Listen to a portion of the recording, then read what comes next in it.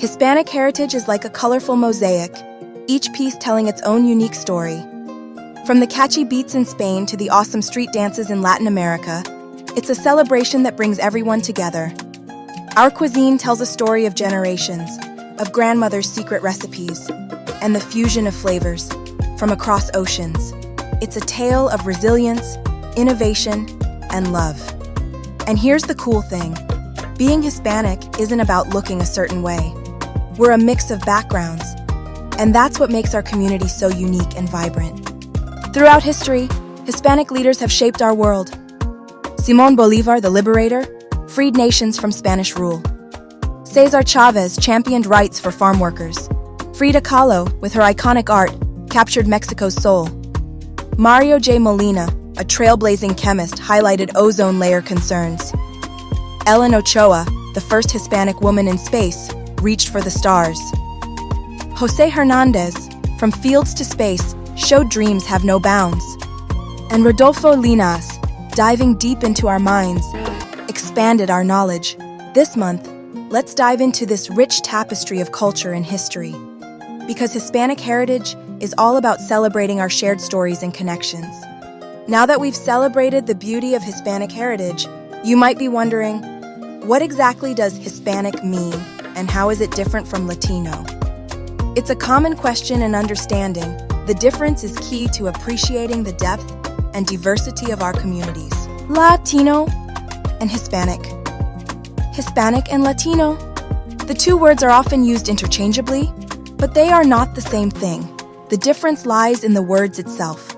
Latino refers to geography, people who are from or descendants of Latin America. That's this area here on the globe. It includes most countries in Central and South America, as well as some in the Caribbean. 20 countries total and some territories like Puerto Rico. The term Latin America was first used by Chilean politician Francisco Bilbao in 1856. It was used to describe countries in America whose predominant languages stem from Latin. That's why Belize in Central America, and Guyana, and Suriname in South America are not part of Latin America. English is the official language of Belize and Guilan.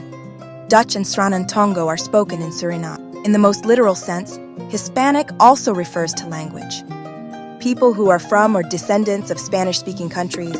That includes places like Spain and Europe and some countries and territories in the Caribbean.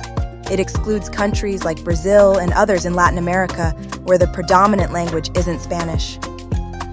According to the Cervantes Institute, more than 400 million people worldwide are from Spanish-speaking countries, and nearly 10% of those reside in the United States. And that's probably why the U.S. government introduced the term in the 1970s census during Richard Nixon's presidency. So back to the beginning. The two terms shouldn't be used interchangeably because they are not the same thing. You can be Hispanic if you're from Spain, but that doesn't make you Latin because you're not from the Latin American country.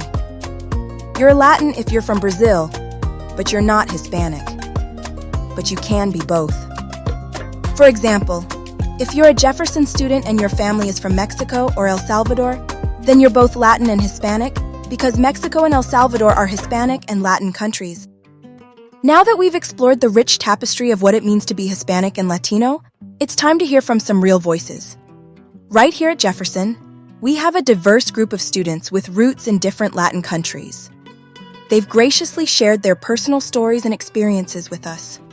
Let's listen to what they have to say and celebrate the unique journey each of them brings to our school community. My name is Tommy. My name is Haley.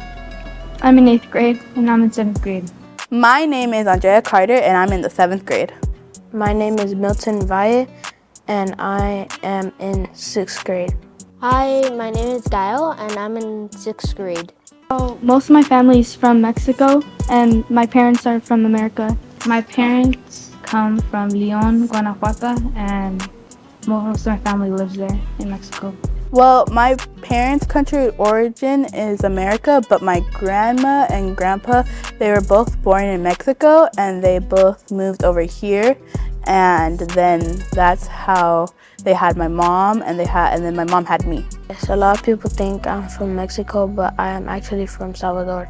My country of origin is Mexico. I was born in the United States in California. My parents were born and raised in Mexico, and then they moved to the United States.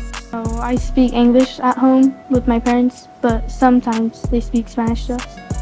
I speak like a little bit of Spanish with my grandma, but most of the time it's kind of hard to like talk with her, but I mostly speak English. My parents were born in America and always lived in America. My parents were well, my dad was born in Mexico, and like they usually lived in the United States. Yes, I do speak Spanish, but I only speak a little bit of Spanish. My mom, she speaks fluent Spanish and English. My mom lived in America her whole life, but she did visit Mexico a couple of times. I do speak Spanish fluently. The most used language in my house is Spanish because my mom and dad are Mexicans and they're learning how to speak English, but for the while, we need to talk Spanish in the house. While also being Hispanic, I am also African American, and I claim both cultures. I love that I am a mixture of both because I get to experience two different worlds. Some of the traditions I follow as a Mexican is quinceañeras, which is when a female turns 15 years old. A quinceañera is the celebration of when a girl turns into a woman at the age of 15, and most of the time they will have like a flat foot heel, and then like their dad or mom will take it off and they'll turn into a high heel to symbolize them turning into a woman. And the Day of the Dead, where we celebrate the ones that we've lost. One of the traditions that I follow is Rosca de Reyes, and it's basically where like you get like this type of like cake bread or whatever it's called, and there's like a baby Jesus inside, and whoever gets that then has to bake something for the whole family.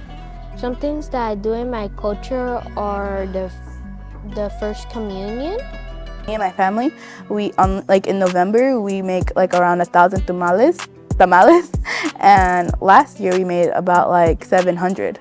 Some foods that are specific to my culture are tamales, pozole, and tacos, as well as enchiladas, mole, and ceviche.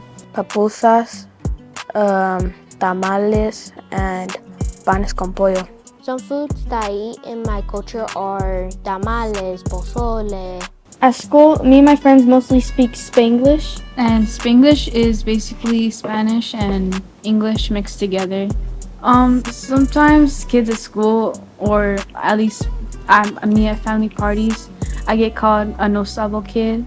Like for an example, a no sabo kid is like, like they speak horrible like at Spanish, and it's just like yo quiero mi iPad. Sometimes people will call me a no sabo kid, which means that I am Hispanic, Latino, or Latina, and I don't understand Spanish or I can't speak it. When they say no sabo kid to me, and it just feels like they're devaluing me when I'm trying my hardest to learn. I think Hispanic History Month is important because it shows the things that we do in our culture. I consider myself Hispanic. And I as well consider myself as Hispanic. Hispanic Heritage Month means a lot to me because my family celebrates it a lot. And because we respect our culture and we celebrate who we are.